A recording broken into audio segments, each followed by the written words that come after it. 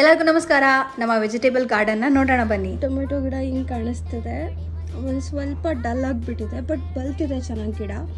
ಕಿತ್ಬಿಟ್ಟು ಬೇರೆದಕ್ಕೆ ಹಾಕೋಣ ಅಂತಂದರೆ ನಾನು ಎಷ್ಟು ತಪ್ಪಾಗಿ ಬೀಜಗಳು ಹಾಕಿದ್ದೀನಿ ಅಂದರೆ ಒಂದೊಂದು ಕಡೆ ಇಷ್ಟಿಷ್ಟು ಬೀಜ ಹಾಕಿದ್ದೀನಿ.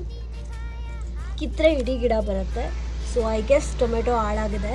ಇಲ್ಲಿ ನೋಡಿ, ಇದರಲ್ಲಿ ಏನು ಬರುತ್ತೋ ಅದಷ್ಟೇ ನನ್ನ ಪಾಲಿಂದು. ಇಲ್ಲ ಅಂದಿದ್ರೆ ಏನೂ ಮಾಡೋಕ್ಕಾಗಲ್ಲ. ನೀರು ಹಾಕಬೇಕು, ಬಿಸಿಲು ಜಾಸ್ತಿ ಆಗಿದೆ. ಸೊ ಟೊಮೆಟೊ ಪರಿಸ್ಥಿತಿ ಹೀಗಿದೆ. ಮಜಾ ಏನಂದರೆ ನಾನು ಹಾಕೇ ಇಲ್ಲ ಈ ಗಿಡನ, ಬೇರೆ ಪಾಟಲ್ಲಿ. ಆ್ಯಕ್ಚುಲಿ ಟೊಮೆಟೊ ಗಿಡ ಚೆನ್ನಾಗಿ ಬಂದಿದೆ. ಈಗ ನಮ್ಮ ಪಾಲಕ್ ವಿಚಾರಕ್ಕೆ ಬರೋಣ. ಹುಳಗಳೆಲ್ಲ ಅಟ್ಯಾಕ್ ಮಾಡಿದ್ರು ಕೂಡ ಸುಮಾರಾಗೆ ಪಾಲಕ್ ಚೆನ್ನಾಗೇ ಬಂದಿದೆ.